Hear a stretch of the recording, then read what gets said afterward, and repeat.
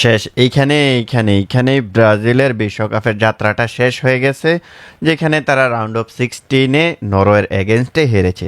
দেখুন, ম্যাচটাতে কিন্তু আমি বলেছিলাম ব্রাজিলের এই চ্যালেঞ্জগুলো নিতে হবে। এই চ্যালেঞ্জগুলো যদি ব্রাজিল টিকিয়ে রাখতে পারে তাহলে ব্রাজিল ম্যাচটাতে থাকবে, আর না হলে ব্রাজিল ম্যাচটা থেকে ছিটকে যাবে। আর ওই চ্যালেঞ্জটাতেই কিন্তু ব্রাজিল হেরে গেছে, যেখানে first of all Brazil aerially beat হয়ে গেছে। আর্লিং হাল্যান্ডের কাছে কিন্তু আমরা দেখতে পেয়েছি যে গাব্রিয়েল ম্যাগালেস বিট হয়ে গেছে। সো এই জায়গাটাতে আমি বারবার বলেছিলাম, যদি গাব্রিয়েল ম্যাগালেস যদি কিঞ্চিত পরিমাণ মিস্টেক করে আর্লিং হল্যান্ডের এগেনস্টে, তাহলে কোনো ছাড় দিবে না। দিন শেষে সেটাই হয়েছে। ম্যাচের 79 মিনিটে একটা মিস্টেক করলেন, একটা মিস থেকে গোল, এবং দেন হচ্ছে ব্রাজিল বিশ্বকাপ থেকে বিদায়। সো এই ম্যাচটাতে আপনি কাকে দোষ দিবেন? আপনি কার্লো আনচেলত্তিকে দোষ দিবেন? অবশ্যই সব জায়গাতে সবার কিছু না কিছু মিস্টেক আছে। সো পুরো কার্লো আনচেলত্তিকে দোষ দিলে হবে না। ও কিন্তু টেকনিক্যালি ম্যাচটা বের করে আনার ট্রাই করেছে। আমরা কিন্তু দেখতে পাইছি যে ব্রাজিলকে তেমন একটা বল দেয় নাই নরওয়ে, এবং ব্রাজিলও কিন্তু বল নিতে চায় নাই। সো ওরা কুইক কাউন্টে কিন্তু ম্যাচটা বের করে আনার ট্রাই করেছে, এবং অনেকগুলো সুযোগ পেয়েছে, অনেকগুলো সুযোগ।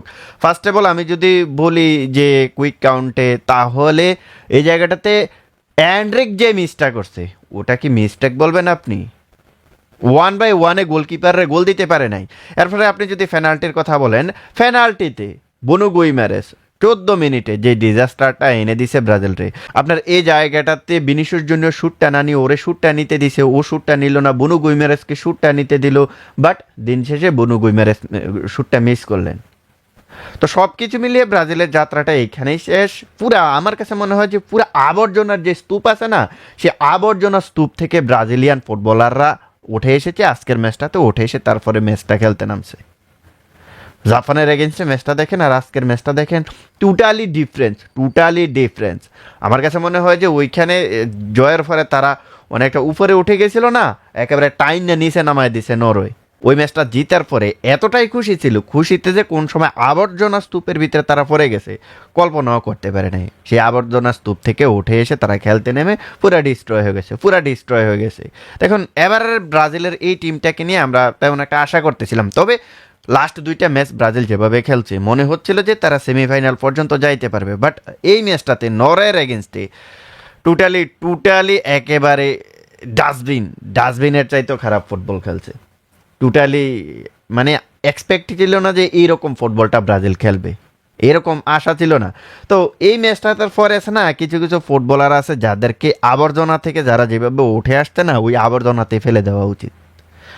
দানিলো একটা সঠিকভাবে ভালোভাবে একটা ভালো ফাস সে জেনারেট করে দিতে পারতেছে, ব্যাক ফাস গেল, তারপর হচ্ছে ফ্রন্ট লাইনে ফাস দিতে গেলে তুমি তোমার সতীর্থকে সঠিক জায়গায় ফাস দিতে পারতেছো না, ডিফেন্স করতে পারতেছো না, পারো নাই।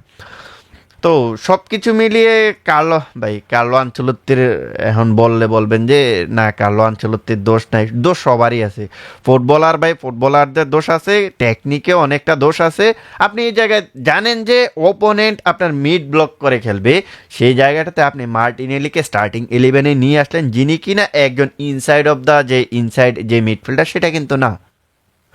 ওরে আপনি হয়তোবা কিছুটা, হ্যাঁ, লেফট মিডফিল্ডার হিসেবে মাঝে মাঝে খেলাই দিতে পারেন, বাট অপোনেন্ট যখন লো ব্লকে খেলবে কিংবা যখন মিডটা ব্লক করে খেলবে, তখন তো মার্টিনেলের মতন একজন ফুটবলার আপনার মিডের যে জায়গাটা, ওইখান থেকে তো সেরা সার্ভিসটা দিতে পারবে না।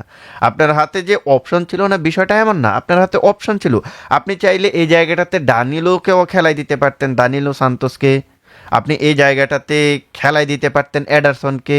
দিন শেষে তো আপনি ওদেরকে নামাইছেনই, কিন্তু আপনি যখন দেখলেন ফার্স্ট হাফে আপনার এই ট্যাকটিক্সটা কাজ করতেছে না, তখন তো সেকেন্ড হাফে শুরু থেকে আপনার মার্টিনেলিকে সাফ করানো হতো না। তো একটা মিস্টেক ছিল, ওই যে বনু গুইমারেজের ফার্স্ট মিস্টেকটা ছিল, ওইটা থেকে ব্রাজিল পিছিয়ে গেছে। ব্রাজিল আবারও প্রমাণ করলো যে ব্রাজিল পেনাল্টিতে কতটা উইক, আবারও প্রমাণ করলো। সো এখন এখন এখন ব্রাজিলিয়ান ফুটবল ফ্যান্স আপনারা যারা আছেন, আপনারা এখন পেনাল্টি নিয়ে কিছু বলেন যে আর্জেন্টিনা পেনাল্টিতে জিতে। আপনারা কি করলেন? আপনারা তো সুযোগ পাইলেন, আপনারা সুযোগ পান নাই। ব্রাজিল সুযোগ পায় না পেনাল্টিতে এগিয়ে যাওয়ার।